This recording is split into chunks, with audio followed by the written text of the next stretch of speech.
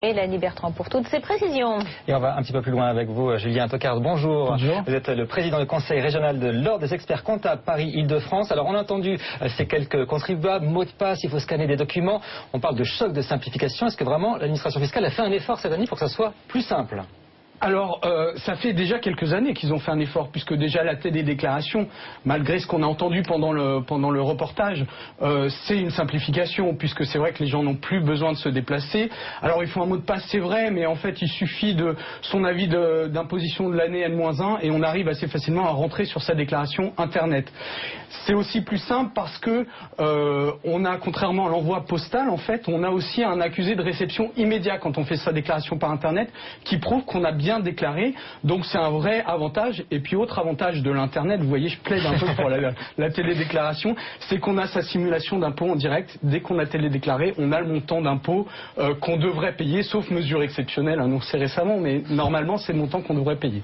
Bon, alors il y a quand même des réfractaires, là on voit que le temps presse, hein, on a jusqu'à minuit, le cachet de la poste faisant foi.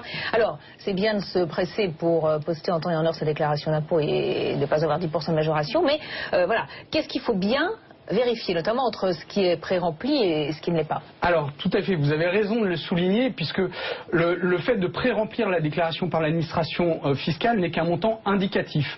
La vraie responsabilité, c'est le contribuable qui l'a. C'est-à-dire que si le montant est faux, c'est la responsabilité du contribuable et il risquera un redressement à plus ou moins 5% de marge d'erreur. Donc, il doit bien vérifier ce chiffre, d'autant plus cette année que, vous le savez, il y a une mesure qui est arrivée le 30 décembre avec effet rétroactif, c'est la part employeur des complémentaires santé et prévoyance qui est devenu imposable en fait cette année. Donc ça veut dire que les employeurs ont dû modifier le bulletin de paie s'ils l'avaient fait avant le 30 décembre pour bien remettre le bon net imposable. Donc il faut vérifier que ce net imposable a bien intégré cette part employeur et que ça a bien été pré-rempli sur la déclaration. Ce qu'il ne faut pas oublier aussi, c'est toutes les réductions auxquelles on a droit, hein, les nounous, quand on a un plan retraite PERC, les dons aux associations. Tout à fait. Alors on ne va pas faire la liste ici puisqu'il y a plus de 500 niches fiscales et sociales en France. Donc vous imaginez l'ampleur de la tâche. Malgré tout, effectivement, il y a un certain nombre de niches fiscales qui sont courantes, comme la garde d'enfants à domicile, tout ce qui est emploi à domicile, effectivement,